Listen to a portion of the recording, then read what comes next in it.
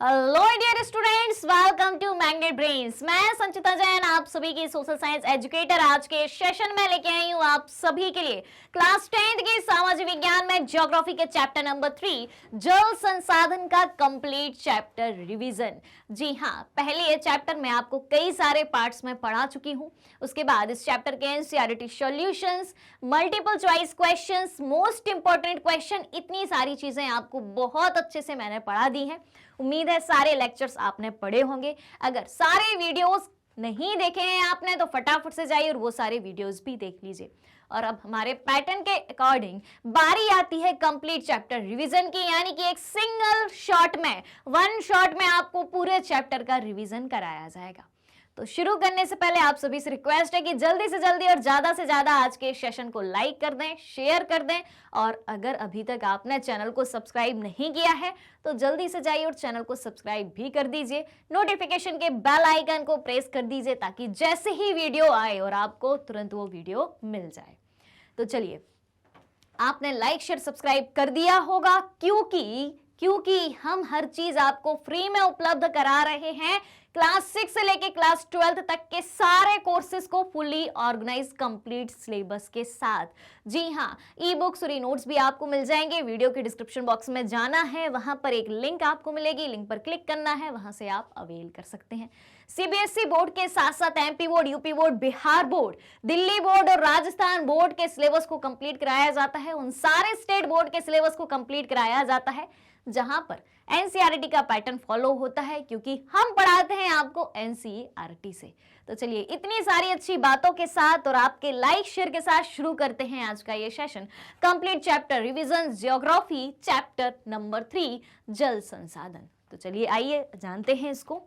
हाँ जी तो सबसे पहले एक नजर हम डाल लेते हैं पाठ परिचय पर, चैप्टर के इंट्रोडक्शन पर। चैप्टर का इंट्रोडक्शन हमें क्या बताता है कि कौन कौन सी बातें हमें इस चैप्टर में सीखने को मिलनी है, कितने टॉपिक्स इस चैप्टर में कवर होने वाले हैं। पहला टॉपिक क्या है? जल दुर्लभता और जल संरक्षण एवं प्रबंधन की आवश्यकता। जल दुर्लभता यानी कि जल की कमी। अब जल की कमी है तो जल का संरक्षण करना पड़ेगा, जल को बचाना होगा, उसका प्रबंधन करना पड़ेगा। फिर जल क्या है उसको जानेंगे, किस प्रकार का संसाधन है, और जल से संबंधित कुछ तथ्य और आंकड़े जानेंगे। उसके बाद बहुउद्देशीय नदी परियोजनाएं और समन्वित जल संसाधन प्रबंधन। बहुउद्देशीय नदी परियोजनाएं यानी कि नदियों पर जो बांध बनाए जाते हैं कई सारे उद्देश्यों की पूर्ति के लिए, उनके बारे में जानेंगे। फिर प्राचीन भारत में जलाकृतियां। प्राचीन भारत में किस प्रकार की जलीय कृतियां हुआ करती थी, जो जल के संसाधन हुआ करते थे, जो जल के रिसोर्सेस हुआ करते थे, उनके बारे में जानेंगे। फिर जानेंगे बांधों के बारे में। उसके बाद बहुउद्देशीय नदी परियोजनाओं के फायदे क्या क्या हो सकते हैं।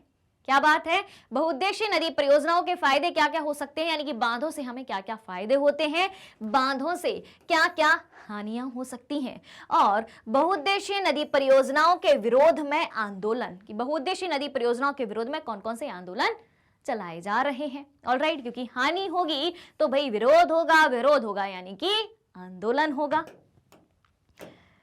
उसके बाद कुछ आंदोलन जो चलाए गए हैं उनमें से प्रमुख है नर्मदा बचाओ आंदोलन है, टिहरी बांध आंदोलन है, और एक हम जानेंगे सरदार सरोवर बांध के बारे में जो बहुत ही इंपॉर्टेंट है। उसके बाद हम जानेंगे वर्षा जल संग्रहण को, यानी कि जब बादल बारिश करते हैं, धरती पर पानी पहुंचाते हैं, तो उस पानी को कैसे उपयोग में लाया जाए। क्योंकि होता क्या है, जब बारिश का पानी गिरता है तो जितना पानी हमें मिल नहीं पाता उससे ज्यादा पानी तो बह जाता है, नदियों में, नालों में, कहीं भी सड़कों पर ऐसे ही बह जाता है। वो बहा हुआ पानी फिर किसी उपयोग के काबिल नहीं रहता। तो उस बहते हुए पानी को किस तरीके से एकत्रित किया जाए, किस तरीके से उसको संग्रह करके रखा जाए ताकि जब हमें आवश्यकता हो तो उस पानी का हम उपयोग कर पाए। तो इसमें हम एक तकनीक जानेंगे छत वर्षा जल संग्रहण, कि जब छत पर पानी गिर रहा है तो उसको हम कैसे इकट्ठा कर सकते हैं। फिर जानेंगे टांका, जो कि राजस्थान में उपयोग किया जाता है पानी को इकट्ठा करने के लिए, क्या होता है चैप्टर के अंदर जानेंगे। और उसके बाद जानेंगे बांस ड्रिप सिंचाई प्रणाली, यानी कि बांस के पाइप की सहायता से बूंद बूंद करके खेतों में कैसे पानी पहुंचाया जाता है, कैसे सिंचाई होती है। तो इतनी सारी बातें आज के इस सेशन में हम जानने वाले हैं। ऑलराइट, चलिए तो सबसे पहले हम जानते हैं जल क्या होता है। पहला टॉपिक है जल दुर्लभता और जल संरक्षण एवं प्रबंधन की आवश्यकता। अब जल दुर्लभता की बात हो रही है, यानी कि जल की कमी। दुर्लभता मतलब क्या होता है? जो चीज आसानी से ना मिले, आसानी से नहीं मिल रही है, यानी कि उस चीज की कहीं ना कहीं कमी तो बनी हुई है। अब जो चीज की कमी बनी हुई है उसका संरक्षण कैसे किया जाए और संरक्षण करके उसका मैनेजमेंट कैसे किया जाए, प्रबंधन कैसे किया जाए, ताकि उस चीज को आसानी से उपयोग में लाया जा सके, उस चीज की हमें कमी महसूस ना हो। तो जल क्या होता है भाई साहब? जल होता है एक नवीकरणीय संसाधन। क्या होता है जल? जल एक नवीकरणीय संसाधन है। कैसे है? क्योंकि जल हमें हमेशा प्राप्त होता रहता है। अब आप कहेंगे जल की कमी बनी हुई है तो कैसे प्राप्त होगा, लेकिन जल किसी ना किसी रूप में पृथ्वी पर मौजूद रहता है। ऐसा नहीं है कि पानी की आखिरी बूंदी इस पृथ्वी पर बची हो। पानी हमें किसी ना किसी तरीके से अलग अलग रूपों में प्राप्त होता ही रहता है। ऑलराइट, फिर हम सभी जानते हैं कि पृथ्वी का 3/4 भाग, कितना भाग? पृथ्वी का 3/4 भाग किससे घिरा हुआ है? पृथ्वी का 3/4 भाग जल से घिरा हुआ है भाई। ठीक है, यानी कि 71%, लगभग 71% भाग पर पानी ही पानी है। अब आप बोलेंगे 71% भाग पर पानी है तो स्थल भाग कितना है? 29% स्थल भाग है। अब जब 71% भाग पर पानी है तो पानी दुर्लभ क्यों है? पानी की कमी कैसे हुई भाई? 71% भाग पर है तो हाँ भाई, बिल्कुल सही बात है कि 3/4 भाग पर पानी है, तब भी पानी की कमी बनी हुई है। क्यों बनी हुई है इस पानी की कमी है जी? तो उसको भी मैं आपको बताऊंगी कि क्यों पानी की कमी बनी हुई है। ये हो गया आपका स्थल भाग। कौन सा भाग? ये हो गया आपका स्थल भाग। ये है हमारी पृथ्वी। ठीक है, हमारी पृथ्वी कैसी है? गोल है। हम किस पे रहते हैं? एक गोले पे रहते हैं। किस नाम के गोले पे? पृथ्वी नाम के गोले पे रहते हैं। ठीक है, तो 71% ये क्या हो गया? 71% भाग जो है ये पानी से घिरा हुआ है। यहाँ पानी ही पानी है, या जिसे हम जल भाग कहते हैं। और जो 29% भाग है वो क्या है? वो है आपका स्थल भाग। कैसा भाग है? स्थल भाग है। ऑलराइट, जहां पर हम रहते हैं। ठीक है, तो अब जब 71% भाग पर पानी है तो हम ये कैसे कह सकते हैं कि पानी की कमी है? तो 71% पानी में से कितना पानी? लगभग 96.5% पानी कहां पर है? इसमें से 71% में से समुद्रों में है। अब समुद्रों में रहने वाला पानी कैसा होता है? समुद्रों में रहने वाला पानी होता है खारा या लवणीय होता है। अब खारा पानी आपके किस काम का? ना तो आप उसको पी सकते हो, ना उसको आप घरेलू उपयोग में ला सकते हो। ठीक है, तो 96.5% पानी कैसा है? खारा पानी है। बचा कितना? इसमें से कितना बचा? 3.5% ही बचा। कितना बचा? 3.5% बचा। अब बस मात्र 3.5% पानी इतनी बड़ी पृथ्वी पर काम के लायक है। बात आई समझ में कि पानी दुर्लभ क्यों है, पानी की कमी क्यों है। ठीक, क्लियर? ये आंकड़े क्लियर हो गए। चलिए अब देखें कुछ तथ्य और आंकड़े देखें जो अभी अपन ने देखे थे। तो विश्व में जल के कुल आयतन का 96.5% भाग कहां पाया जाता है? महासागरों में पाया जाता है। और केवल 3.5% ही अलवणीय जल है, यानी कि खारा नहीं है, सामान्य उपयोग के लिए उपलब्ध है। ठीक है, अब देखें नया आंकड़ा देखें। भारत की बात करें तो भारत विश्व में जितनी भी बारिश होती है, वृष्टि का मतलब होता है बारिश, वर्षा। क्या होता है? बारिश या वर्षा। ऑलराइट, तो भारत विश्व की वृष्टि का 4%, कितना? 4% हिस्सा प्राप्त करता है। और प्रति व्यक्ति प्रतिवर्ष जल उपलब्धता के संदर्भ में विश्व में इसका 133वां स्थान है। यानी कि दुनिया में जितनी भी बारिश होती है उसका मात्र 4% पानी किसे प्राप्त होता है? भारत को प्राप्त होता है। और वर्षा के मामले में या प्रति व्यक्ति प्रति वर्ष जल उपलब्धता के मामले में कौन सा स्थान है भारत का? 133वां स्थान है। ठीक है, अब समझ में आ रहा है कि किस तरीके से पानी दुर्लभ है, किस तरीके से पानी की कमी है। अब देखें, एक सूचना के अनुसार, एक पूर्व सूचना या पूर्व अनुमान के अनुसार कब तक? 2025 तक। कब तक? 2025 तक भारत का एक बड़ा हिस्सा विश्व के अन्य देशों और क्षेत्रों की तरह जल की नितांत कमी महसूस करेगा। यानी कि जल की बहुत ज्यादा कमी देखी जाएगी भारत में भी। कब तक? 2025 तक। और 2025 भाई साहब कितना दूर है? बगल में है 2025, टपक के यूं आ जाएगा और पता ही नहीं चलेगा।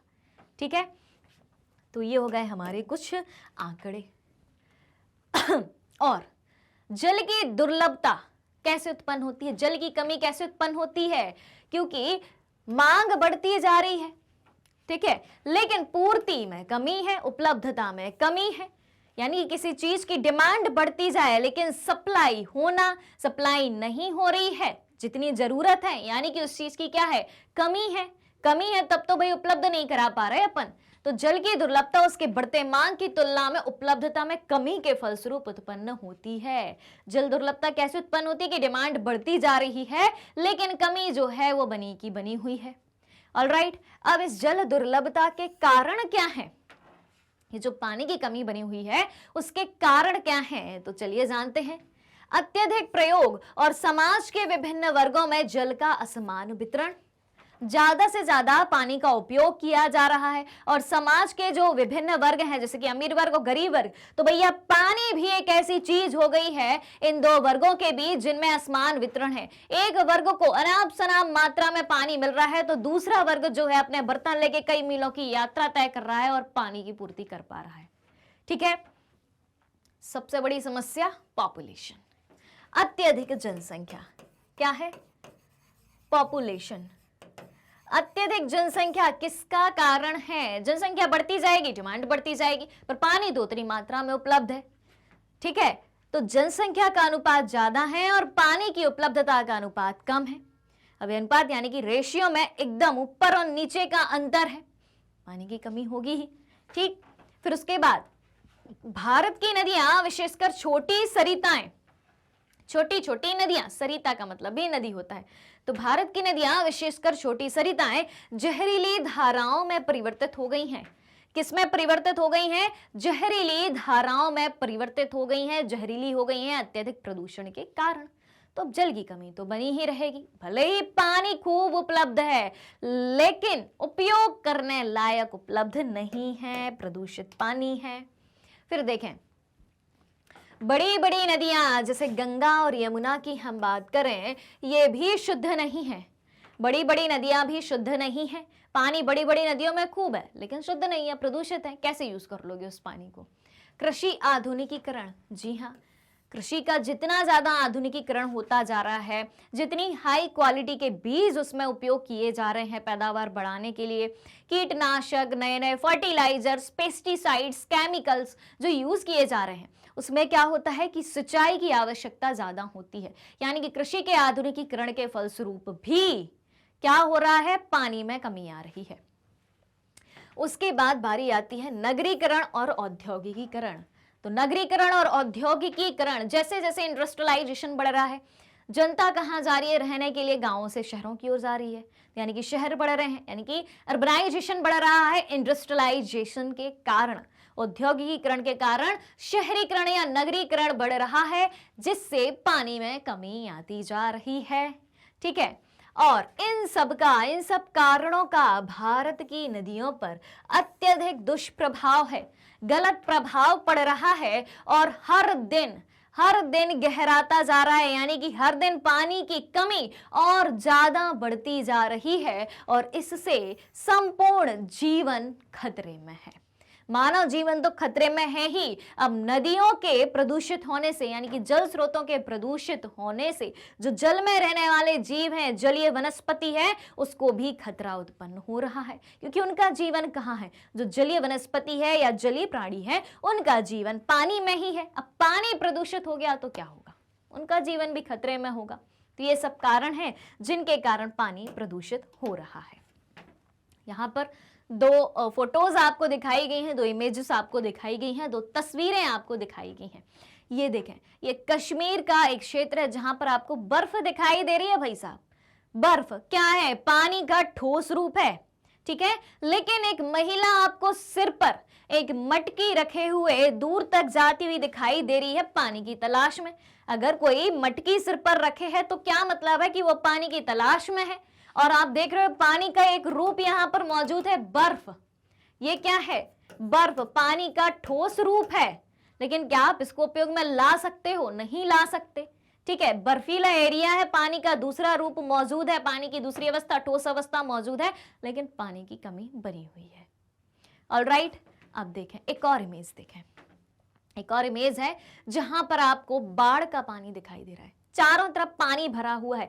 लेकिन ये बच्चा एक ये छोटा सा जो पंप यहां पर चालू है उससे पानी भर रहा है अपनी बोतल में। देखो भाई, एक बोतल ये है इसके पास, एक बोतल ये है इसके पास, और ये रही पानी की धारा। चारों तरफ पानी है, लेकिन पानी की खोज में वो कुछ इस तरीके से भटक रहा है कि एक छोटा सा नल उसको दिखाई दिया, वहां से उसको पानी मिल रहा है, साफ पानी दिख रहा है, तो अपनी बोतल में भर रहा है कि भाई मेरे काम में आ जाएगा, ठीक है। पानी तो उपलब्ध है, चारों तरफ पानी, लेकिन कैसा पानी है? चारों तरफ गंदा पानी है, ठीक है। इतना पानी कि लोग पानी में डूब रहे हैं, लेकिन उपयोग के काबिल वो पानी नहीं है। पानी तो है, कहने का मतलब यह है कि चारों तरफ पानी तो है, लेकिन उपयोग के काबिल सिर्फ कितना है? 3.5% पानी उपयोग के काबिल है। क्लियर हो रही है बात? चलिए अब देखें, अब देखो एग्जाम्पल लेते हैं अपन इजराइल का। किसका? इजराइल का। तो एक और इजराइल जैसे 25 सेंटीमीटर औसत वार्षिक वर्षा वाले देश में जल का कोई अभाव नहीं है। क्या बात कही गई है? ध्यान देना इस पर। इजराइल का नाम सभी ने सुना होगा। इजराइल में एक साल में सिर्फ कितनी बारिश होती है? 25 सेंटीमीटर एवरेज बारिश पर ईयर होती है। 25 सेंटीमीटर औसत वार्षिक वर्षा होती है। लेकिन उस देश में जल की कमी नहीं है, जल का कोई अभाव नहीं है। क्यों? क्योंकि उनके पास ऐसी तकनीक है कि वो कम पानी में भी उन तकनीकों का सहारा लेकर अपनी पानी की पूर्ति कर लेते हैं। और अब बात करते हैं हमारे देश की, भारत की। तो दूसरी ओर 114 सेंटीमीटर औसत वार्षिक वर्षा वाला हमारा देश भारत। 25 सेंटीमीटर और 114 सेंटीमीटर में कितना फर्क है? जल्दी कमेंट करके बताएं। हमारे यहाँ 114 सेंटीमीटर वार्षिक वर्षा हो रही है, 114 सेंटीमीटर एवरेज पर ईयर बारिश हो रही है, लेकिन हमारे यहाँ पानी की कमी बनी है और किसी किसी भाग में तो सूखा भी पड़ जाता है। जी हाँ, गर्मी के मौसम में पानी नहीं मिलता, बारिश के मौसम में ही मिलता है, बाकी के 8-9 महीने ऐसे ही जाते हैं, ठीक है। क्यों? क्योंकि हमारे यहाँ पानी को संग्रह करने की तकनीकें लोग अपनाते नहीं है और फिर वर्ष भर परेशान रहते हैं कि पानी नहीं है, पानी नहीं है, पानी नहीं है, ठीक है। ये बात हो गई। फिर देखें, देश में जल की उपलब्धता और उसके स्वरूप के अनुसार समुचित जल प्रबंधन ना होने के कारण देश में 114 सेंटीमीटर वार्षिक वर्षा हो रही है, ठीक है, लेकिन जल का सही तरीके से प्रबंधन ना होने के कारण ही वर्षा का जल नदी नालों में तेजी से बह जाता है और इजराइल उसी पानी को, बहते हुए पानी को, बारिश के पानी को एकत्रित कर लेता है, ठीक है। और भारत में वो काम हो नहीं पाता, तो बारिश का पानी तेजी से नदी नालों में बह जाता है और समुद्रों में चला जाता है। और जैसे ही पानी समुद्र में गया, काम खत्म, एकदम काम खत्म, क्योंकि वो खारा हो गया पानी। फिर क्या कर लोगे आप? जिससे वर्षा के बाद लगभग 9 महीने देश के लिए पानी की कमी के होते हैं। 3-4 महीने तो पानी मिलता रहता है, फिर पानी बंद हो जाता है। और यही मूल कारण है देश में जलीय अभाव के, यानी कि जल की कमी के, जिसे हम उचित प्रबंधन के द्वारा ही नियंत्रित कर सकते हैं। ऑलराइट, क्लियर यहां तक की बात? चलिए अब देखें, अब जानते हैं हम जल जीवन मिशन के बारे में। जल जीवन मिशन बहुत पुरानी बात नहीं है, ठीक है। इसको शॉर्ट फॉर्म में JJM भी कहा जाता है। J फॉर जल, J फॉर जीवन, M फॉर मिशन, जल जीवन मिशन। क्या है ये? कब शुरू हुआ? जानते हैं इसको। जल जीवन मिशन योजना जो है 15 अगस्त 2019 को शुरू की गई थी। कब? 15 अगस्त 2019 को शुरू की गई थी।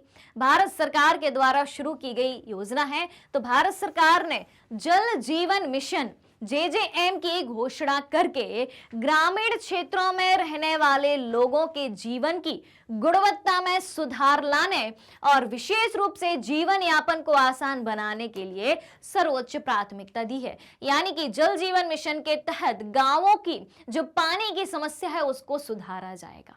अब क्या लक्ष्य है इनका, तो लक्ष्य को भी जान लेते हैं। प्रत्येक ग्रामीण परिवार को लंबी अवधि के आधार पर, क्या बात की गई है, हर एक ग्रामीण परिवार को एक लंबी अवधि के आधार पर नियमित रूप से प्रति व्यक्ति 55 लीटर के सेवा स्तर पर, कितने? प्रति व्यक्ति 55 लीटर के सेवा स्तर पर पीने योग्य पानी की आपूर्ति सुनिश्चित करना है। जल जीवन मिशन का लक्ष्य कि ग्रामीण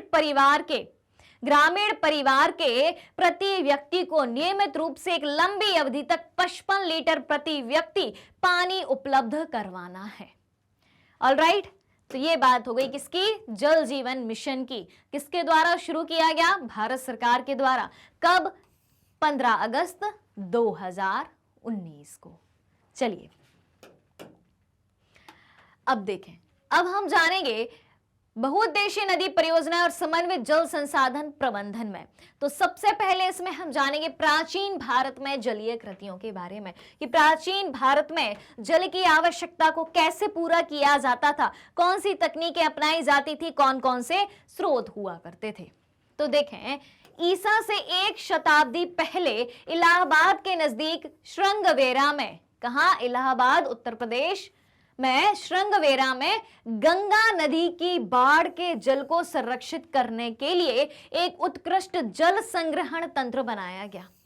क्या बनाया गया? एक जल संग्रहण तंत्र बनाया गया जिससे गंगा नदी में जो बाढ़ आती थी उसके पानी को एकत्रित किया जाता था और लोगों को पानी की पूर्ति करी जाती थी इलाहाबाद के नजदीक श्रृंगवेरा में, उत्तर प्रदेश में। और पुरानी बात करें, चंद्रगुप्त मौर्य के समय की, गुप्त काल की बात करें तो चंद्रगुप्त मौर्य के समय वृहत स्तर पर यानी कि बड़े स्तर पर बांध, झील और सिंचाई तंत्रों का निर्माण करवाया गया। यानी कि प्राचीन काल से ही बांधों, झीलों और सिंचाई तंत्रों का निर्माण करवाया जा रहा है। फिर बात करें कलिंग, जिसका नाम वर्तमान में क्या है? उड़ीसा। कलिंग उड़ीसा, नागार्जुनकोंडा आंध्र प्रदेश, बेन्नूर कर्नाटक और कोल्हापुर महाराष्ट्र में उत्कृष्ट सिंचाई तंत्र होने के सबूत हमें दिखाई देते हैं। क्लियर हो गई यहां तक की बात? यानी कि प्राचीन समय में भी जो है क्या किया जाता था? विभिन्न जलीय कृतियों का निर्माण किया जाता था जिनसे जनता की जल आवश्यकताओं को पूरा किया जाता था। ये सिर्फ आधुनिक बात नहीं है कि आधुनिक भारत में ही या आधुनिक समय में ही जल को संरक्षित करने के लिए, पानी को बचाने के लिए नई नई तकनीकों का उपयोग किया जा रहा हो। ये सारी चीजें बहुत पुरानी हैं और प्राचीन समय से ही ये चीजें उपयोग में लाई जा रही हैं। फिर 11वीं शताब्दी की बात करें, भोपाल शहर की बात करें, मध्य प्रदेश की राजधानी भोपाल की बात करें तो अपने समय की सबसे बड़ी कृत्रिम झील यानी कि मानव निर्मित झील। कौन सी झील? मानव निर्मित झील। कहां है भैया? भोपाल में है, अपने भोपाल में। तो भोपाल झील 11वीं शताब्दी में बनाई गई थी। कब बनाई गई थी? 11वीं शताब्दी में बनाई गई थी, जिसे भोजताल भी कहा जाता है। क्या कहा जाता है? भोजताल भी कहा जाता है। जिसे किसने बनवाया था? राजा भोज ने बनवाया था। ऑलराइट, और 14वीं शताब्दी की बात करें तो 14वीं शताब्दी में इल्तुतमिश ने दिल्ली में सिरी फोर्ट क्षेत्र में, कहां पर? सिरी फोर्ट क्षेत्र में जल की सप्लाई के लिए हौज खास एक विशेष तरीके का तालाब भी बनवाया था। हौज खास का सभी ने नाम सुना होगा। कहां है हौज खास? एक विशेष तरीके का तालाब है जो कि दिल्ली में है। किसने बनवाया? इल्तुतमिश ने बनवाया था। कब बनवाया था? 14वीं शताब्दी में बनवाया था। क्लियर हो गई बात? यानी कि प्राचीन समय में जो सारी चीजें जल प्रबंधन के लिए करी जाती थी वो सारी चीजें हमने जानी। ऑलराइट, चलिए चलते हैं अब आगे। देखें, अब हम जानेंगे बांध के बारे में। बांध क्या होता है? ठीक है, बांध आप सभी ने देखा होगा, ठीक है, जैसे कि इस इमेज में यहाँ पर आपको दिखाया गया है, एक तस्वीर दिखाई गई है जिसमें यहाँ पर एक डैम बना है, यानी कि बांध बना है। ठीक है, बांध के इस तरफ पानी है, बांध के इस तरफ पानी है। ठीक है, दोनों तरफ आपको पानी दिखाई दे रहा है। ठीक है, अब बांध बनाया कहाँ जाता है, जहां पर पानी ही पानी हो, यानी कि नदियों पर बांध बनाए जाते हैं। तो इस तरीके से बांध की संरचना आपको दिखाई दे रही है। तो बांध का काम क्या होता है, बांध का काम होता है पानी को रोकना, और पानी को रोककर बांध क्या करता है, कई सारे उद्देश्यों की पूर्ति होती है, जैसे कि सिंचाई के लिए पानी उपलब्ध होता है, बिजली बनाने के लिए पानी उपलब्ध होता है, यानी कि पानी से पन बिजली या जल विद्युत का निर्माण होता है। आसपास के क्षेत्रों में अलग अलग कामों के लिए पानी की पूर्ति करी जाती है। तो चलिए देखें बांधों का क्या काम होता है, क्यों बनाए जाते हैं बांध। बांध बहते जल को रोकने, भाई नाम से ही स्पष्ट है, बांध यानी कि जो चीज बांध सके, बंध जाए, तो बांध क्या कर रहा है, पानी को रोकने का काम कर रहा है। जबकि पानी का गुण क्या होता है, पानी का गुण होता है बहते ही जाना। तो बांध क्या करते हैं, बहते जल को रोकने, दिशा देने या बहाव कम करने के लिए खड़ी की गई एक बाधा है, जो आमतौर पर जलाशय, झील अथवा जल भरण बनाती है। अब बांधों का काम होता है पानी को रोकना, और पानी को रोक करके पानी को दिशा देना कि किस दिशा में हमें पानी को पहुंचाना है। उसके बाद बांध क्या करते हैं, एक जलाशय का निर्माण करते हैं, एक झील का निर्माण करते हैं, या एक जल भरण क्षेत्र बनाते हैं जहां पर पानी भरा हुआ हो। जल भरण का अर्थ क्या हुआ, वह क्षेत्र जहां पर पानी भरा हुआ हो। तो बांध क्या क्या काम करते हैं, ये बात आई समझ में। अब देखते हैं बांध का अर्थ किससे लिया जाता है। तो बांध का अर्थ जलाशय से लिया जाता है, ना कि इसके ढांचे से। किससे लिया जाता है, जलाशय से, जहां पानी ही पानी भरा हो।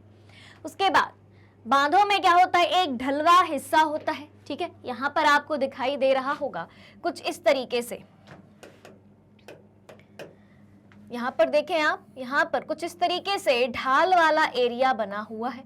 अब ढाल वाला एरिया क्यों बना हुआ है, ताकि पानी एक तरफ से दूसरी तरफ उस बांध के जरिए जा सके, उस ढाल वाले हिस्से के जरिए जा सके। तो अधिकतर बांधों में एक ढलवा हिस्सा होता है, जिसके ऊपर से या फिर अंदर से जल रुक रुक कर या लगातार बहता रहता है। तो ये संरचना हुई बांध की, कि बांध की संरचना कैसी होती है, कैसे बांध का निर्माण होता है, और बांध क्यों बनाए जाते हैं, बांधों का काम क्या होता है। अब देखें बांधों के वर्गीकरण की चर्चा करें कि बांधों को कितने भागों में बांटा गया है। अब यहाँ पर बांधों के वर्गीकरण से ये मतलब है कि बांधों को उनकी बनावट के आधार पर, या कार्यों के आधार पर, या उद्देश्य के आधार पर, या ऊंचाई के आधार पर किस तरीके से बांटा गया है। तो देखें बांधों का वर्गीकरण जो है उनकी संरचना, उद्देश्य या ऊंचाई के अनुसार किया जाता है।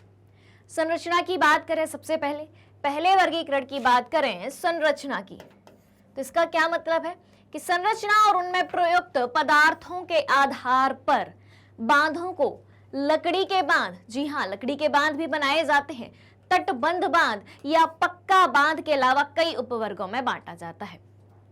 तो ये बात हो गई आपकी संरचना की। उसके बाद देखें तो बात आती है ऊंचाई की। तो ऊंचाई के अनुसार बांधों को बड़े बांध और मुख्य बांध, ऊंचाई के अनुसार बांधों को बड़े बांध और मुख्य बांध, या नीचे बांध, मध्यम बांध और उच्च बांधों में वर्गीकृत किया जाता है। यानी कि किस क्षेत्र में कितनी जरूरत है ऊंचाई की, या किस क्षेत्र में कितनी ऊंचाई का बांध बनाया जा सकता है, उस आधार पर बांधों को ऊंचाई के अनुसार बांटा गया है। तो बांधों का वर्गीकरण हमने देखा, एक तो संरचना के आधार पर, और दूसरा देखा हमने ऊंचाई के आधार पर। चलिए अब देखें बांधों को क्या कहा जाता है। तो बांधों को बहुउद्देशीय परियोजनाएं भी कहा जाता है। क्या कहा जाता है, बहुउद्देशीय परियोजनाएं।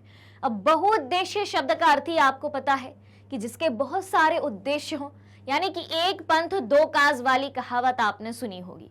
यानी कि बांध एक जगह बनाया गया तो उससे आपको बिजली भी बनेगी उससे, ठीक है, पानी की पूर्ति भी होगी, खेतों के लिए सिंचाई के लिए पानी उपलब्ध होगा।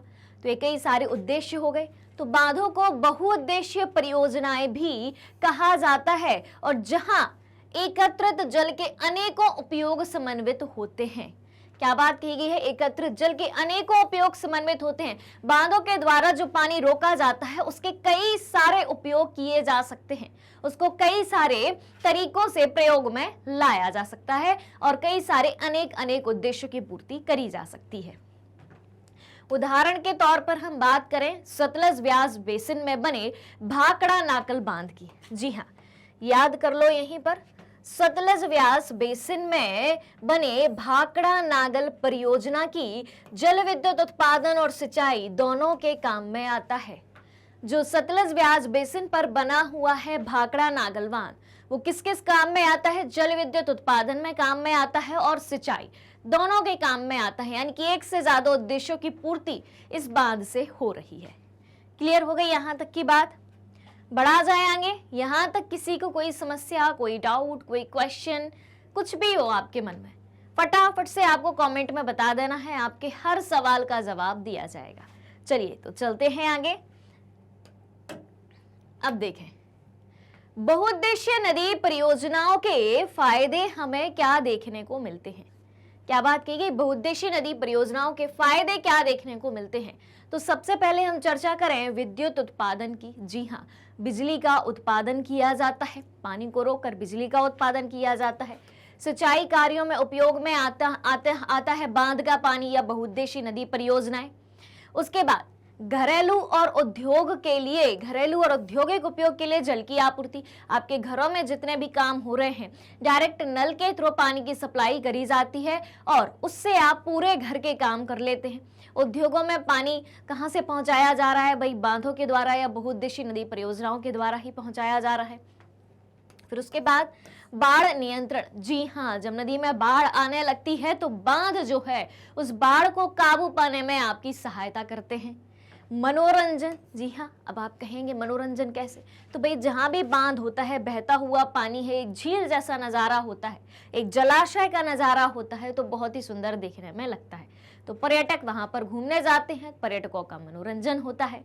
उसके बाद आंतरिक नौचालन। जी हाँ, नावों के संचालन के लिए भी ये काम में आते हैं। और मछली पालन, मत्स्य पालन, यानी कि ओवरऑल कहा जाए तो घरेलू कामों की पूर्ति के साथ साथ प्राकृतिक आपदा को रोकते भी हैं और हमारे आर्थिक विकास में भी बांध या बहुउद्देशीय नदी परियोजनाएं सहायक हैं।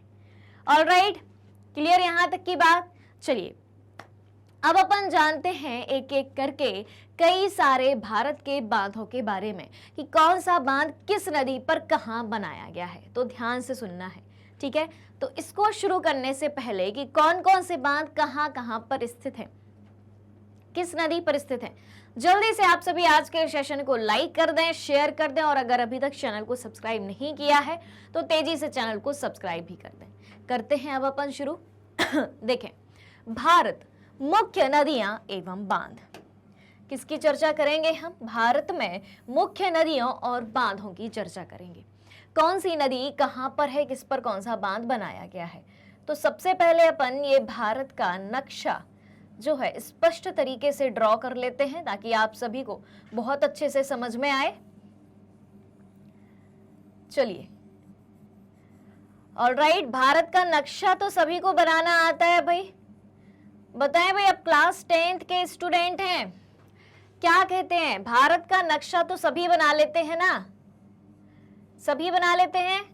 अगर नहीं बना पाते हैं तो भाई देखो, पहली बात तो ये कि गलत बात है, क्योंकि क्लास 9th में आपने ज्योग्राफी के जो शुरुआत के चैप्टर हैं, जितने भी चैप्टर हैं सारे मैप के आधार पर ही हैं। बिना मैप के उन सारे चैप्टर में कुछ भी नहीं किया जा सकता। तो कायदे से तो आपको क्लास 9th में ही सीख जाना चाहिए मैप बनाना, और अगर आता है मैप बनाना तो बहुत ही अच्छी बात है, ठीक है? तो भारत का नक्शा हमने बना लिया है, आपको स्पष्ट दिखाई दे रहा होगा। क्लियर है?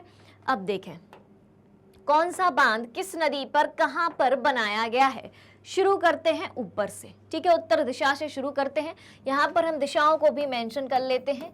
ये रही आपकी उत्तर दिशा, ये रही आपकी पश्चिम दिशा, पश्चिम के सामने पूर्व दिशा और उत्तर के सामने नीचे की तरफ आपकी दक्षिण दिशा। Alright, clear? चलिए अब चलते हैं आगे। तो कौन सा बांध किस नदी पर बनाया गया है? सबसे पहले हम ऊपर से बात करेंगे। तो देखें, यहां पर आपको दिखाई दे रहा होगा सलाल प्रोजेक्ट। सलाल प्रोजेक्ट या सलाल नदी परियोजना या सलाल बांध, ठीक है, किस नदी पर है? ये रही नदी। कौन सी नदी है भाई? ये चेनाब नदी। कौन सी नदी है? चेनाब नदी। तो सलाल प्रोजेक्ट किस नदी पर बनाया गया है? सलाल प्रोजेक्ट चेनाब नदी पर बनाया गया है। एक बात क्लियर। दूसरी बात, अभी अपन ने पढ़ा था भाखड़ा नागल बांध। कौन सा बांध? भाखड़ा नागल बांध। ये रहा आपका भाखड़ा नागल बांध, ठीक है। और ये रही आपकी सतलज नदी और ये रही आपकी व्यास नदी। तो किसके बेसिन में बना है भाखड़ा नागल बांध? सतलज व्यास नदी के बेसिन में बना है भाखड़ा नागल बांध। Alright, clear. अब देखें, ये है आपका टिहरी बांध। उसी के नीचे आप देखें टिहरी बांध। तो टिहरी बांध किस नदी पर बना है? देखो भैया, ये रही गंगा नदी, ठीक है, क्लियर है बात? हाँ जी। फिर उसके बाद देखें, टिहरी बांध की बात करें तो टिहरी बांध किस राज्य में है? उत्तराखंड राज्य में है। ऑलराइट। और गंगा नदी की दो मुख्य धाराओं के नाम क्या क्या हैं? मैंने आपको बताए हैं, 9th क्लास में भी आपने पढ़ा होगा। जब ड्रेनेज वाला चैप्टर आपने पढ़ा होगा, अपवाह वाला चैप्टर आपने पढ़ा होगा, तो उसमें आपने गंगा नदी की दो मुख्य धाराओं के बारे में पढ़ा होगा। कौन कौन सी मुख्य धाराएं हैं? एक है भागीरथी और एक है अलकनंदा। और भागीरथी और अलकनंदा के मिलने से ही गंगा नदी का निर्माण होता है, ठीक है, मुख्य गंगा नदी का निर्माण होता है। तो हम बात करें टिहरी बांध की, तो टिहरी बांध गंगा नदी की मुख्य धारा भागीरथी पर स्थित है। क्लियर। चलिए अब देखें भाई नरोरा बांध। ये है नरोरा बांध, किस नदी पर दिखाई दे रहा है?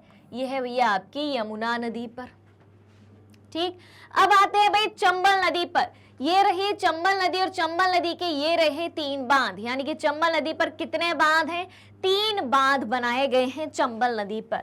और ये तीनों बांध कहां कहां है भाई? मध्य प्रदेश और दूसरा आपको राजस्थान में देखने को मिलेंगे। यहां से ये चंबल नदी आई, ठीक है। तो ये देखें, ये रही आपकी चंबल नदी। चंबल नदी पर एक बांध कोटा बैराज, दूसरा बांध राणा प्रताप सागर और तीसरा बांध है गांधी सागर। Alright, clear. उसके बाद आ जाओ इधर पे नर्मदा नदी। नर्मदा नदी कहां से कहां तक बहती है भाई? अमरकंटक से बहती है, मध्य प्रदेश के अमरकंटक से बहती है, गुजरात तक जाती है, नीचे खंबात की खाड़ी में गिर जाती है। ये रही नर्मदा नदी और नर्मदा नदी पर ये रहा आपका सरदार सरोवर बांध। ऑलराइट। फिर देखें रिहंद परियोजना या रिहंद बांध, ये रहा आपकी सोन नदी। सोन नदी किसकी सहायक नदी है? सोन नदी गंगा नदी की सहायक नदी है। ऑलराइट। फिर देखें दामोदर नदी पर भी कई सारे बांध आपको दिखाई देंगे। ये रही दामोदर नदी, तो पंचेत, तिलैया, मैथान, कोनार, ये सब आपको दामोदर नदी पर दिखाई दे रहे हैं। उसके बाद ये रही महानदी। कौन सी नदी? महानदी। तो महानदी पर कौन कौन से बांध बनाए गए हैं? महानदी कहां से बहती है भाई? छत्तीसगढ़ की ऊंची पहाड़ियों से बहती है महानदी। और महानदी पर बने हुए बांध कहां पर स्थित हैं? हीराकुंड बांध कहां पर स्थित है? हीराकुंड बांध। ये रही महानदी और ये रहा हीराकुंड बांध, जो कि महानदी पर है और किस राज्य में है? उड़ीसा राज्य में है। ऑलराइट, आ जाओ भाई, ये रहा प्रवारा बांध और ये रही उसकी गोदावरी नदी, जिस पर प्रवारा बांध बनाया गया है, ठीक है। फिर और नीचे की तरफ आया जाए तो देखें, ये देखें, ये रही आपकी कृष्णा नदी।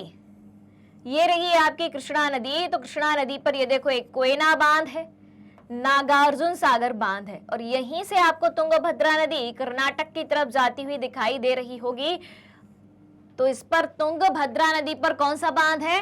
तुंगभद्रा नदी पर तुंगभद्रा बांध है। उसी की नाम की नदी है और उसी के नाम का बांध है, तुंगभद्रा नदी, तुंगभद्रा बांध। उसके बाद देखें कावेरी नदी। कावेरी नदी दिखाई दे रही है, दक्षिण की तरफ देखें आप, और उस पर ये देखें मैट्टूर बांध दिखाई दे रहा है, ठीक है।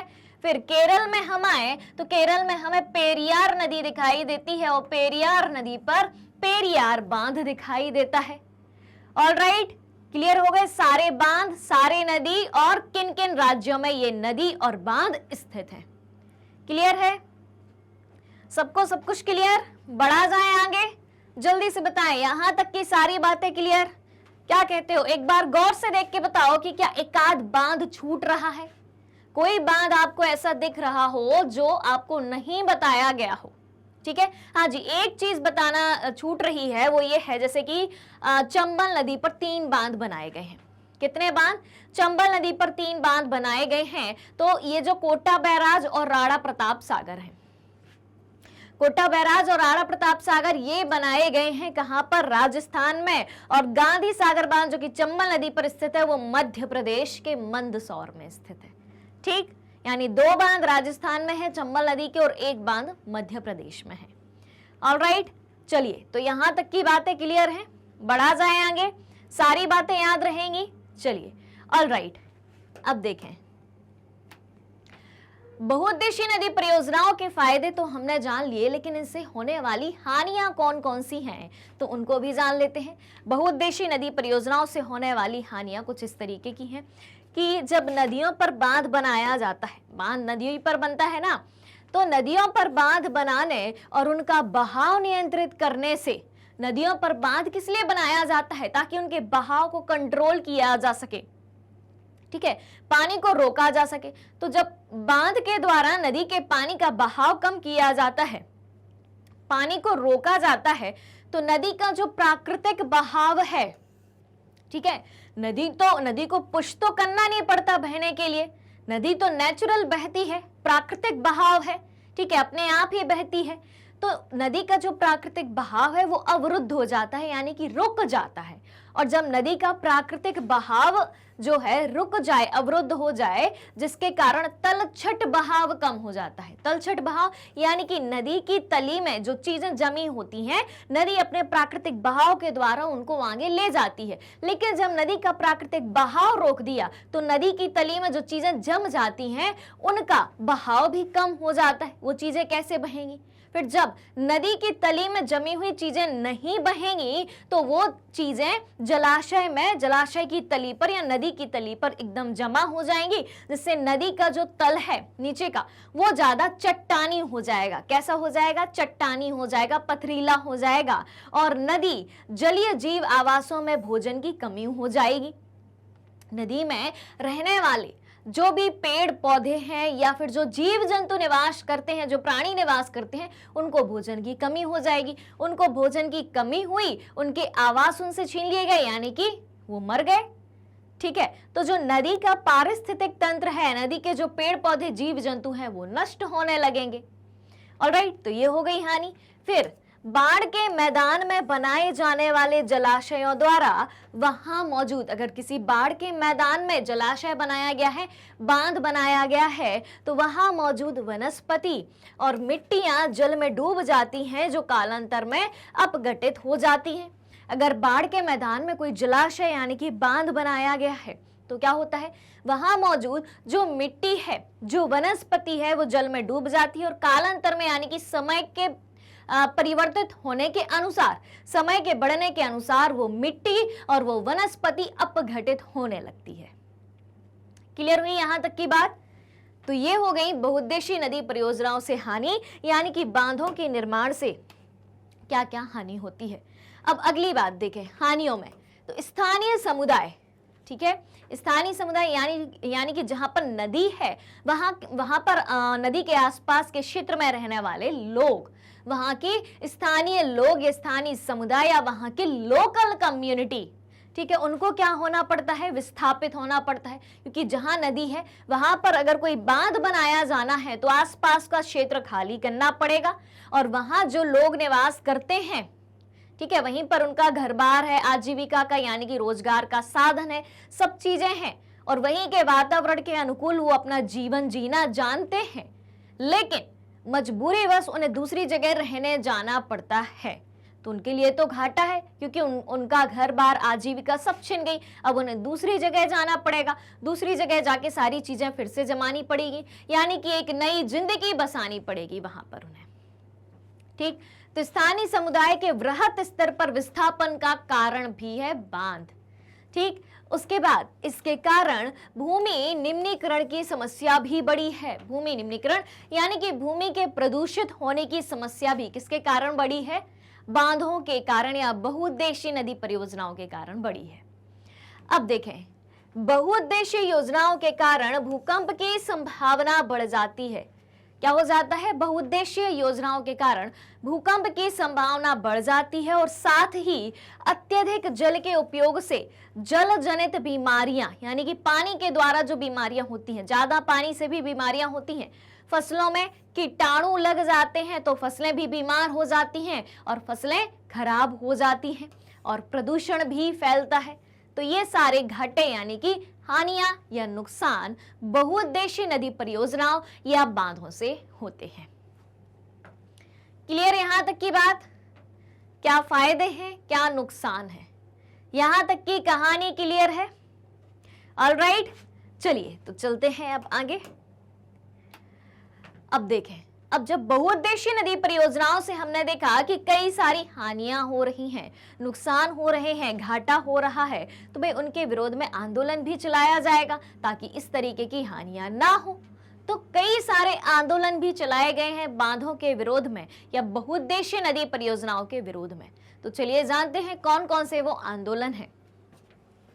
तो देखें यहां पर बहुउद्देशीय नदी परियोजनाएं और बड़े बांध नए सामाजिक आंदोलनों, क्या बात की गई है? बहुउद्देशीय नदी परियोजनाएं और बड़े बांध नए सामाजिक आंदोलनों जैसे नर्मदा बचाओ आंदोलन और टिहरी बांध आंदोलन के कारण बन गए हैं। जी हाँ, नर्मदा बचाओ आंदोलन चलाया गया और टिहरी बांध आंदोलन चलाया गया और इन परियोजनाओं का विरोध मुख्य रूप से स्थानीय समुदाय के वृहत स्तर पर विस्थापन का कारण है। सबसे बड़ा कारण क्या है इस आंदोलन को शुरू करने का, इस प्रकार के आंदोलनों को शुरू करने का? क्योंकि जहां पर बांध बनाए गए वहां रहने वाले स्थानीय समुदाय को, वहां रहने वाली लोकल कम्युनिटी को दूसरी जगह विस्थापित होना पड़ा, यानी कि दूसरी जगह रहने के लिए जाना पड़ा। ऑलराइट, तो इसी के विरोध में नर्मदा बचाओ आंदोलन और टिहरी बांध आंदोलन जैसे आंदोलन चलाए गए। बहुउद्देशीय नदी परियोजनाओं के लागत और लाभ के बंटवारे को लेकर अंतर्राज्यीय झगड़े जो हैं आम होते जा रहे हैं। क्या बात कही गई है? बहुउद्देशीय परियोजनाओं के लागत और लाभ के बंटवारे को लेकर अंतर्राज्यीय झगड़े आम होते जा रहे हैं। यानी कि जब कोई सा बांध 2 या 2 से अधिक राज्यों में पड़ता है, यानी कि वो नदी 2 या 2 से अधिक राज्यों में बहती है, तो उस पर जो बांध बनाया जाएगा उसका लाभ और हानि और जो भी है वो 2 राज्यों के जिम्मे ही आएगा। यानी कि उसको बनवाने में जो भी खर्चा आएगा उस बांध को बनवाने में, तो एक तरीके से जितना जितना हिस्सा उस बांध का या नदी का जिस राज्य में आता है उसके अनुपात में, उतने रेशियो में, उतने परसेंटेज के हिसाब से दोनों स्टेट को मिलकर, दोनों राज्यों को मिलकर वो बांध बनवाना होगा। ठीक है, फिर उसके बाद उस बांध से जो भी प्रॉफिट होता है, जो भी लाभ होते हैं, ठीक है, दोनों राज्यों को उस अनुपात में मिलने चाहिए। या फिर उस बांध से जो हानि होती है तो उसका खामियाजा भी उन दोनों राज्यों को ही भुगतना पड़ेगा। ऑलराइट, क्लियर हो गई यहां तक की बात? तो अब इन सब चीजों को लेके क्या होगा? राज्यों के बीच झगड़ा होगा। कैसे होगा? कि भाई जब बांध बनाना है, कौन सा राज्य कितनी लागत लगाएगा, जब प्रॉफिट होगा बांध से तो किस राज्य को कितना प्रॉफिट मिलेगा। ये सारे झगड़े अंतर्राज्यीय झगड़े बहुउद्देशीय नदी परियोजनाओं के कारण आम होते जा रहे हैं। अब है नर्मदा बचाओ आंदोलन। कौन सा आंदोलन है? नर्मदा बचाओ आंदोलन। तो देखिए, नर्मदा नदी पर एक विशाल बांध के निर्माण के विरोध में क्या बात की गई है? जब नर्मदा नदी पर एक विशाल बांध बनाया गया तो उसके विरोध में नर्मदा बचाओ आंदोलन शुरू किया गया। कब? 1985 में शुरू किया गया। तो आपको ये बात याद रखनी है कि नर्मदा बचाओ आंदोलन कब शुरू किया गया? नर्मदा बचाओ आंदोलन 1985 में, 1985 में शुरू किया गया। ठीक है, तो 1985 में शुरू हुआ, सबसे शक्तिशाली जन आंदोलन के रूप में जाना जाता है नर्मदा बचाओ आंदोलन। अब देखें, नर्मदा बचाओ आंदोलन एक गैर सरकारी संगठन, एनजीओ, गैर सरकारी संगठन, एनजीओ यानी कि नॉन गवर्नमेंट ऑर्गेनाइजेशन,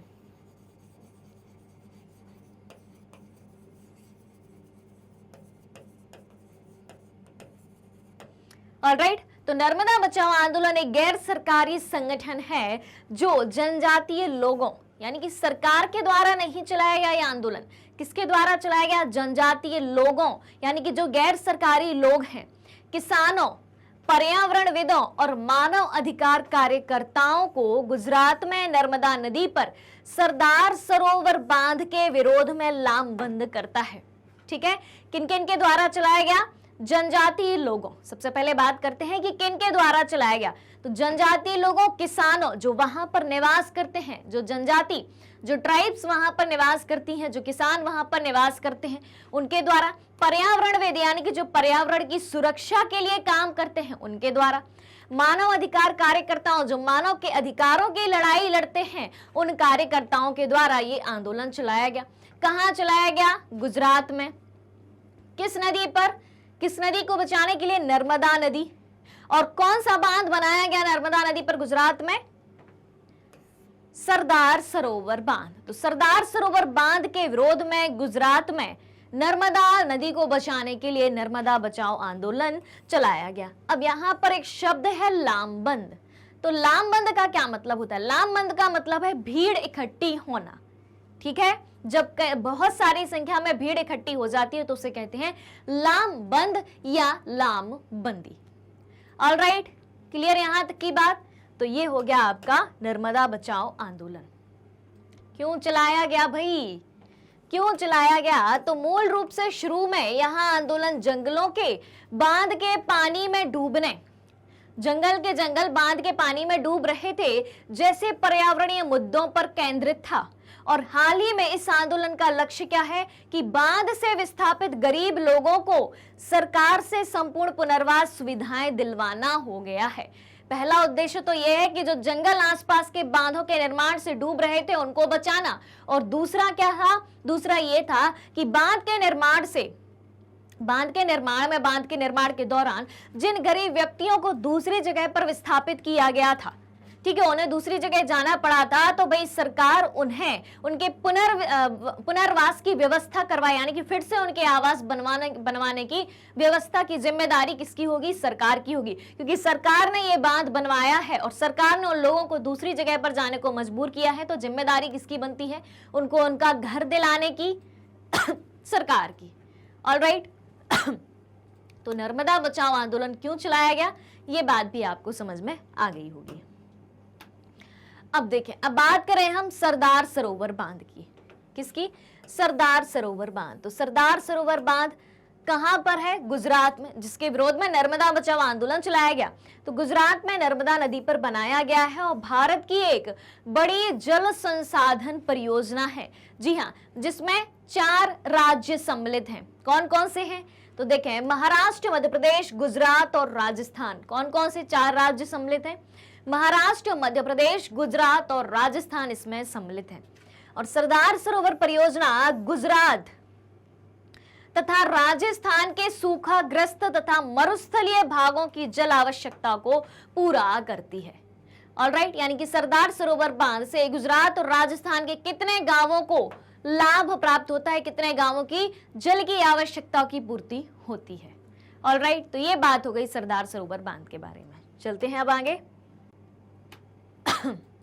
अब देखें, अब हम जानेंगे वर्षा जल संग्रहण के बारे में कि जो बारिश होती है तो बारिश के दिनों में जो पानी गिरता है उस पानी को कैसे बचाया जाए। ठीक है, अब आप सोच रहे होंगे कि बारिश होती है उसी से तो हमें पानी मिलता है, उस पानी को बचाने की क्या जरूरत है, वो तो ऑलरेडी बच रहा है। लेकिन ऐसा है नहीं, क्योंकि जितना पानी आपकी भूमि के अंदर नहीं जाता है उससे कई लाख गुना पानी बह जाता है। कहां पर बह जाता है? नदियों में, नालों में, कहीं भी बह जाता है और उस पानी का कोई उपयोग नहीं हो पाता है। तो वर्षा के बहते हुए जल को कैसे सुरक्षित रखा जाए, कैसे संग्रहित किया जाए, ताकि आने वाले दिनों में, जिन दिनों में पानी की कमी हो जाती है, उन दिनों में उस पानी का बहुत अच्छे से उपयोग किया जाए। तो ये बात किसके बारे में हो गई? वर्षा जल संग्रहण के बारे में। तो चलिए जानते हैं क्या है वर्षा जल संग्रहण या रेन वाटर हार्वेस्टिंग।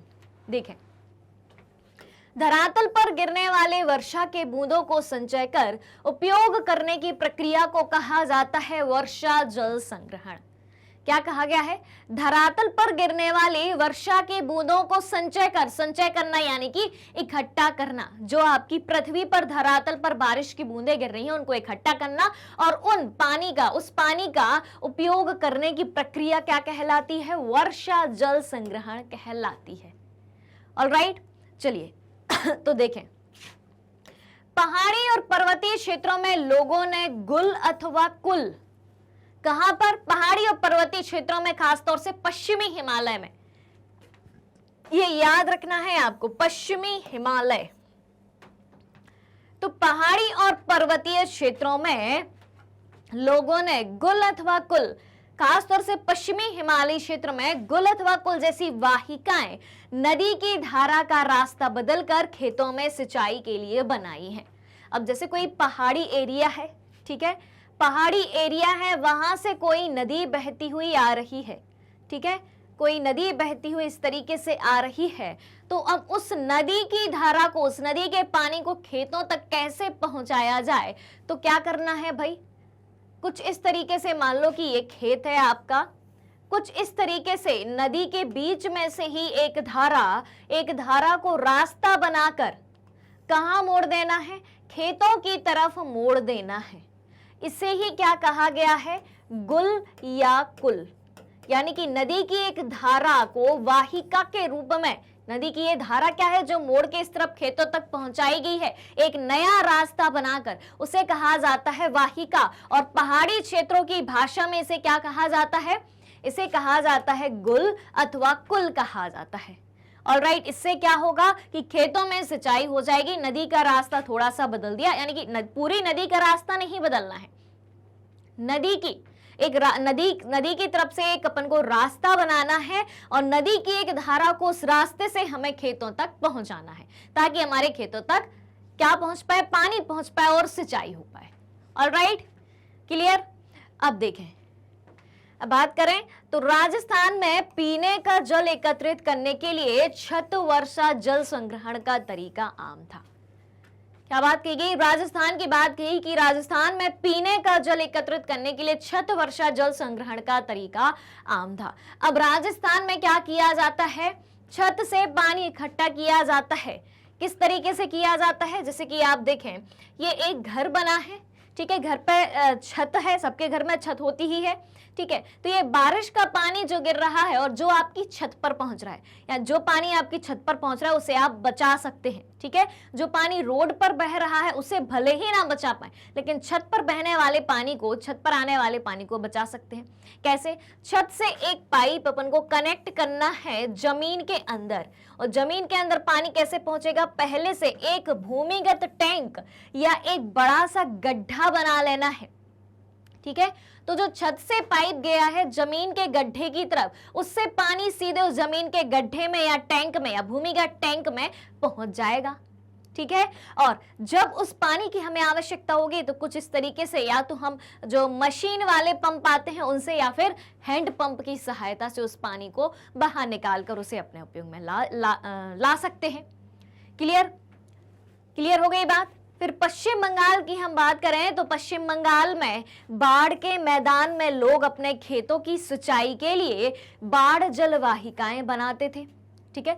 पश्चिम बंगाल में जो बाढ़ के मैदान है वहां पर लोग क्या करते हैं? अपने खेतों की सिंचाई के लिए बाढ़ जल वाहिकाएं बनाते हैं, यानी कि जब बाढ़ आती है तो उस पानी को, उसकी एक धारा रास्ता बनाकर कहां तक पहुंचाते हैं? एक वाहिका के रूप में अपने खेतों तक पहुंचाते हैं, जिससे खेतों की सिंचाई हो जाती है। ऑलराइट, फिर अर्धशुष्क तथा शुष्क क्षेत्रों की बात करें, यानी कि राजस्थान की हम बात करें, मरुस्थलीय भागों की बात करें, रेगिस्तान वाले इलाकों की बात करें, जहां पर पानी की कमी हमेशा बनी रहती है, तो अर्धशुष्क तथा शुष्क क्षेत्रों में वर्षा जल एकत्रित करने के लिए गड्ढे बनाए जाते थे।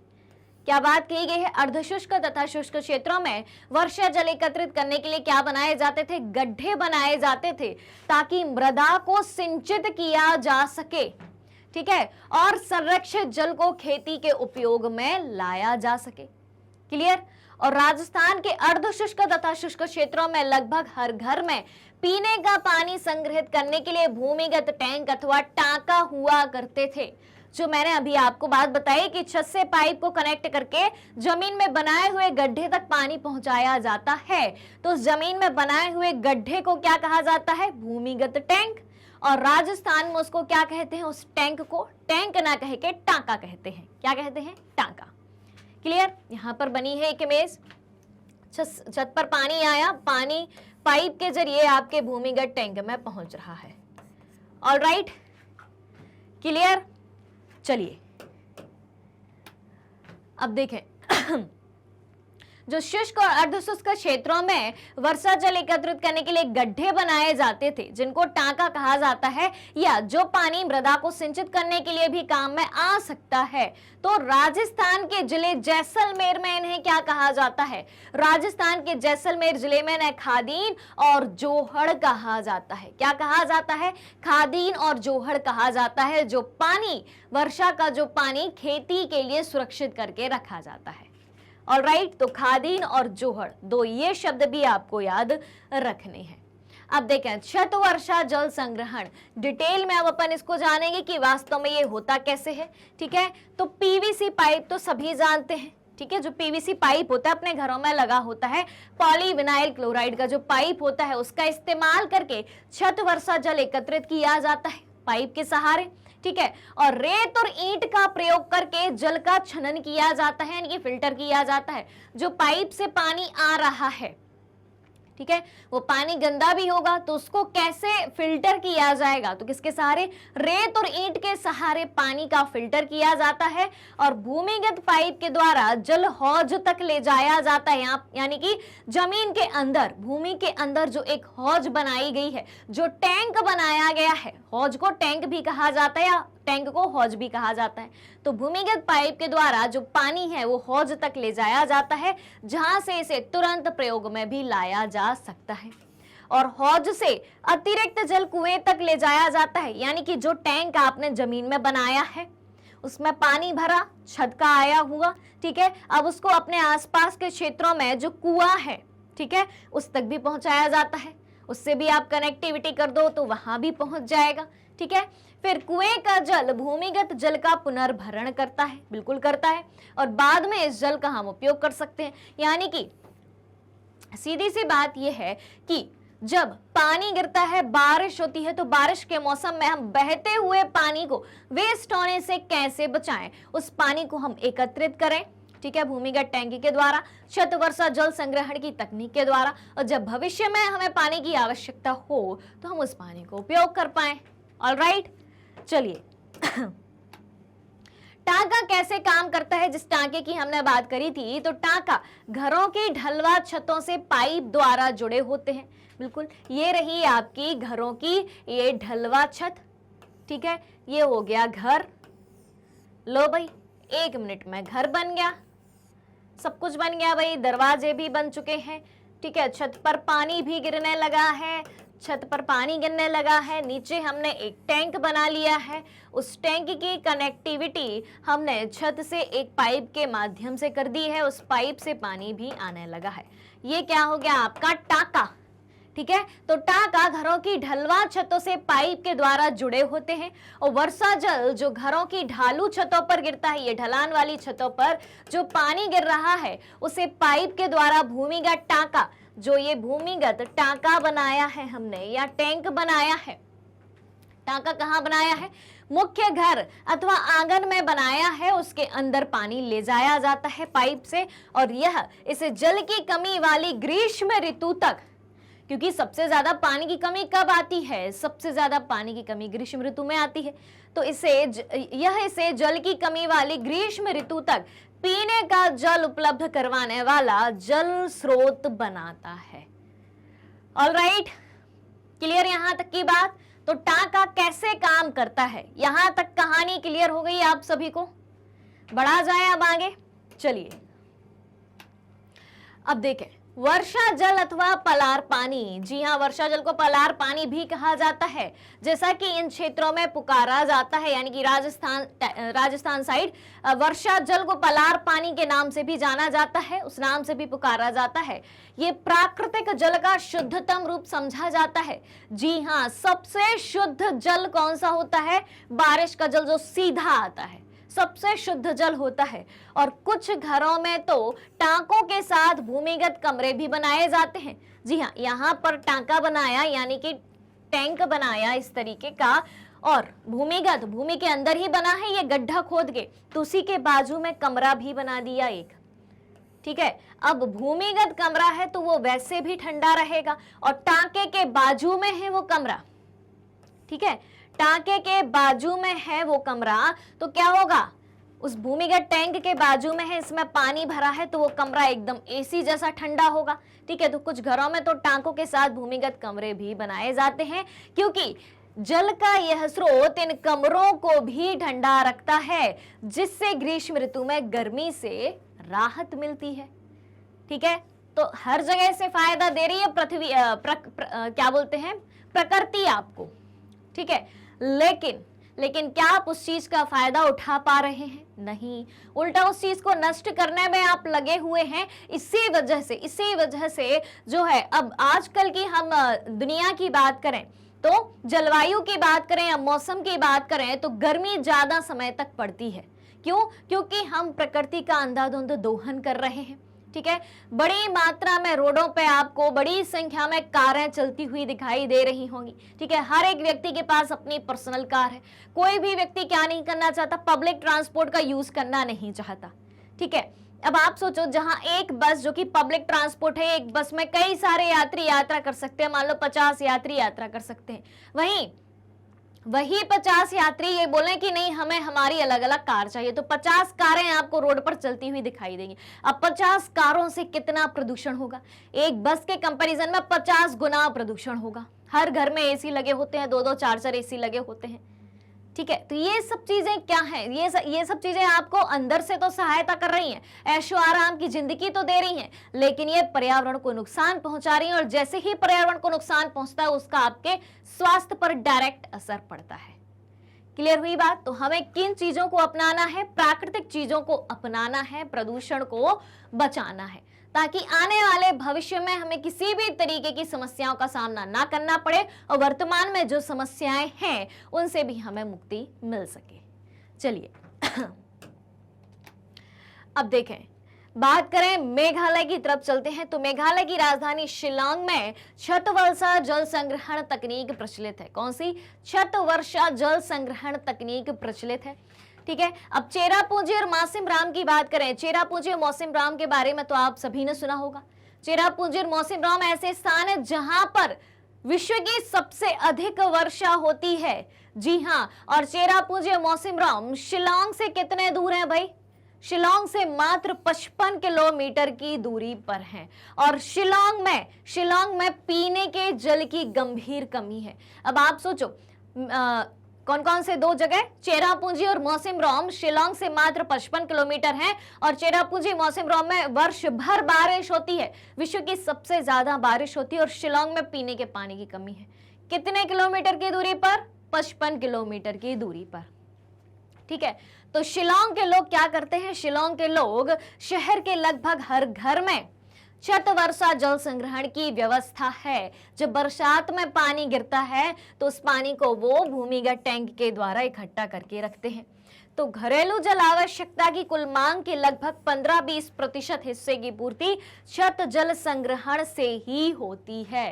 किससे होती है? छत जल संग्रहण से ही हो जाती है लगभग 15 से 25% पानी की पूर्ति, यानी कि बहुत अच्छी तकनीक है। चलिए अब जानते हैं बांस ड्रिप सिंचाई प्रणाली। बांस तो सभी जानते हैं, बांस यानी कि बैम्बू, और ड्रिप का मतलब क्या होता है? बूंद बूंद, यानी कि बांस के जरिए बूंद बूंद करके खेतों में सिंचाई करना। तो चलिए जानते हैं क्या होती है बांस ड्रिप सिंचाई प्रणाली। तो मेघालय की बात करें, मेघालय में नदियों व झरनों के जल को किसके? नदियों और झरनों के जल को बांस द्वारा बने पाइप, बांस के पाइप बनाए जाते हैं, तो बांस द्वारा बने पाइप के द्वारा एकत्रित करके 200 वर्ष पुरानी विधि प्रचलित है। ये बांस ड्रिप सिंचाई प्रणाली कितनी वर्ष पुरानी है? 200 वर्ष पुरानी है। जी हाँ, जब आपके पीवीसी पाइप भी नहीं चलते होंगे तब की ये विधि है। तो इससे क्या किया जाता है? बांस के पाइप के द्वारा नदियों और झरनों के जल को खेतों तक पहुंचाया जाता है। लगभग 18 से 20 लीटर सिंचाई पानी बांस पाइप में आ जाता है। जी हाँ, बांस के जो पाइप बनाए जाते हैं उसमें लगभग कितना पानी आ जाता है? 18 से 20 लीटर पानी उसमें बन जाता है और उन बांस के पाइप की सहायता से सैकड़ों मीटर की दूरी तक पानी पहुंचाया जाता है। ठीक है, कैसे पहुंचाया जाता है? या तो भाई भूमिगत बिछा के, यानी कि भूमि में जमीन में बांस के पाइप को बिछा के, या फिर कुछ चैनल सेक्शन बना के कि 2 से 3 बांधों को, बांसों को, बांध नहीं बांस, 2 से 3 बांस को आपस में कनेक्ट किया। ठीक है, उसको जिस डायरेक्शन में मोड़ना है, जैसे कि यहां से एक बांस को जोड़ा, ठीक है, यहां से एक और बांस को जोड़ा, फिर हो सकता है कि पानी इस तरफ पहुंचाना हो। ठीक है, तो इस तरफ इस तरीके से पानी पहुंचाया जाएगा। तो इस तरीके के चैनल सेक्शन को कनेक्ट करके एक जगह से दूसरी जगह सैकड़ों मीटर की दूरी तक बांस के पाइप के द्वारा पानी पहुंचाया जाता है और अंत में पानी का बहाव 20 से 80 बूंद प्रति मिनट तक घटाकर उसे पौधे पर छोड़ दिया जाता है। ठीक है, तो ये हो गई आपकी बांस ड्रिप सिंचाई प्रणाली, जिसको कई सारी इमेजेस के माध्यम से भी दिखाया गया है। जैसे कि आप देखें पहाड़ी शिखरों, ये चित्र 1 है। ठीक, तो पहाड़ी शिखरों पर सदा नीरा झरनों की दिशा परिवर्तित करने के लिए, पहाड़ी शिखरों पर जो सदा नीरा झरने, यानी कि हमेशा जिन झरनों में पानी रहता है, हमेशा वो झरने बहते रहते हैं, उन झरनों की दिशा परिवर्तित करने के लिए बांस के पाइप का उपयोग किया जाता है।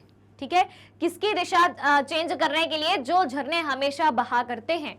और इन पाइपों के माध्यम से गुरुत्वाकर्षण द्वारा जल पहाड़ों के निचले स्थानों तक पहुंचता है। गुरुत्वाकर्षण बल क्या कहता है? क्या कहता है गुरुत्वाकर्षण बल? कि जब भी कोई चीज ऊपर से नीचे की तरफ फेंकी जाएगी तो पृथ्वी उस चीज को अपनी तरफ आकर्षित करती है और वो चीज नीचे की तरफ ही आएगी, ऊपर की तरफ नहीं जाएगी। तो पहाड़ों से पानी कहाँ जाएगा? नीचे ही जाएगा। ठीक है, अब पहाड़ों पर जो झरने हैं हमेशा बहा करते हैं, उनके पानी को निचले इलाकों तक, निचले खेतों तक पहुंचाना है तो बांस के पाइपों के द्वारा पहुंचाया जाता है और आसानी से खेतों में सिंचाई हो जाती है।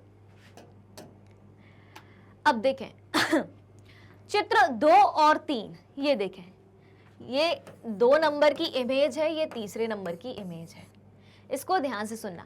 तो बांस से निर्मित चैनल से पौधे के स्थान तक जल का बहाव परिवर्तित किया जाता है। बांस से जो चैनल बनाया गया है, जैसा कि मैंने अभी आपको बताया था, तो बांस से जो चैनल बनाया गया है उससे पौधे के स्थान तक, जहां पौधा लगाया गया वहां तक बांस के चैनल के माध्यम से पानी का बहाव किया जाता है और पौधे तक बांस पाइप से बनाई या बिछाई गई विभिन्न जल शाखाओं में वितरित किया जाता है।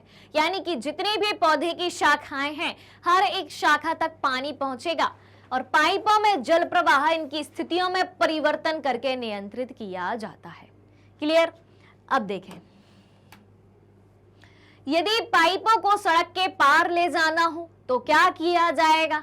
ठीक है, अब मान लो कुछ उस जगह पर ऐसी व्यवस्था नहीं है कि भूमिगत जो है या जमीन के नीचे से पाइप पहुंचाना संभव हो या काफी दूरी तक ले जाना हो। ठीक है, तो अब ऊंचाई से ही पाइप को ले जाना पड़ेगा, तो सड़क पार ले जाना है तो कैसे ले जाएंगे? कुछ इस तरीके से ले जाएंगे। चित्र नंबर 4 में आपको दिखाया गया है। देखें भाई, ये देखें, ये पाइप को देखें आप, लंबी दूरी तक सड़क के पार पहुंचाना हो तो काफी ऊंचाई से लेके जाएंगे। ठीक है, यानी कि कैसे ना कैसे हर तरीके से पानी को पाइप के जरिए, बांस के पाइप के जरिए दूर तक पहुंचाना है। फिर चित्र 5 और 6 को देखें आप, ये हो गया आपका 5 और ये हो गया आपका 6। तो संकुचित किए हुए चैनल सेक्शन और पथांतरण इकाई जल सिंचाई के अंतिम चरण में प्रयुक्त की जाती है और अंतिम चैनल सेक्शन से पौधे की जड़ों के निकट जल गिराया जाता है। क्लियर हो रही है बात? संकुचित किए हुए चैनल सेक्शन और पथांतरण इकाई जल सिंचाई के अंतिम चरण में प्रयुक्त की जाती है और अंतिम चैनल सेक्शन से पौधों की जड़ों के निकट जल पहुंचाया जाता है। ये देखें भाई, कुछ खोखला सा आपको एक बांस का पाइप दिखाई दे रहा होगा, जिसके जरिए यहां से बूंद बूंद करके पानी आगे की ओर आ रहा है। ऑलराइट, और पानी पौधों की जड़ों तक बूंद बूंद करके पहुंचाया जा रहा है। और बीच बीच में यहां से अपन बात करें तो देखें, ये एक जो पाइप है, यहां से एक और पाइप एक चैनल के थ्रू कनेक्ट किया गया है, ठीक है।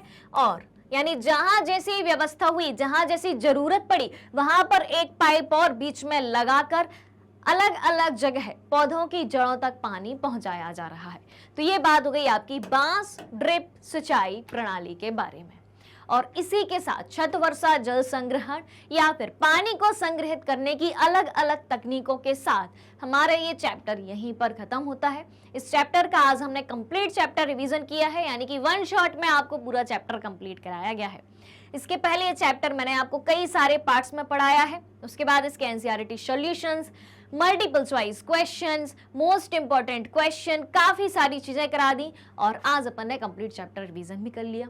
उम्मीद है सारी चीजें आपको बहुत अच्छे से समझ में आई होंगी और पहले के सारे लेक्चर्स भी आपने बहुत अच्छे से पढ़ लिए होंगे। अगर नहीं पढ़े हैं तो फटाफट से जाइए, उनको पढ़िए और अपने दोस्तों के साथ शेयर भी कीजिए। ऑलराइट, तो अगर आप हमारे डेली के लाइव लेसन और रिकॉर्डेड लेसन से जुड़ना चाहते हैं, सारी चीजें उपलब्ध है मैग्नेट ब्रेन्स के यूट्यूब चैनल, वेबसाइट और एप्लीकेशन पर। मैग्नेट ब्रेन्स इंडिया का number 1 100% free online education platform है। इसके अलावा अगर आप ई बुक्स और ई नोट्स भी चाहते हैं, उनकी लिंक भी वीडियो के डिस्क्रिप्शन बॉक्स में दी गई है, वहां से आप अवेल कर सकते हैं। हमारे पास आपके लिए कई सारे टॉप कोर्सेस हैं, हिंदी मीडियम इंग्लिश मीडियम दोनों में उपलब्ध हैं। जी हाँ, CBSE board, Delhi board, Bihar board, UP board, MP board, Rajasthan board, इतने सारे बोर्ड के सिलेबस को कंप्लीट कराया जाता है। साथ ही साथ उन सारे स्टेट बोर्ड के सिलेबस को कंप्लीट कराया जाता है जहां पर एनसीईआरटी का पैटर्न फॉलो किया जाता है। हमारे पास कई सारे स्पेशल कोर्सेज भी हैं, जैसे कि वैदिक maths crash course, spoken English, और इतने सारे कोर्सेज एक ही सिंगल प्लेटफॉर्म पर हाई क्वालिटी एजुकेशन के साथ एकदम फ्री में उपलब्ध कराए जाते हैं। जी हाँ, और मैग्नेट ब्रेन्स यूट्यूब के अलावा अदर सोशल मीडिया प्लेटफॉर्म जैसे कि Facebook, Instagram, Twitter, Telegram, WhatsApp पर भी उपलब्ध है। आप हमें यहाँ भी फॉलो कर सकते हैं, यहाँ से भी सारी जानकारी प्राप्त कर सकते हैं। तो आज के सेशन को ज़्यादा से ज़्यादा लाइक और शेयर करते हुए चैनल को सब्सक्राइब भी करना है। हमारे साथ बने रहिए, जुड़े रहिए, पढ़ते रहिए, खुश रहिए। Thank you so much.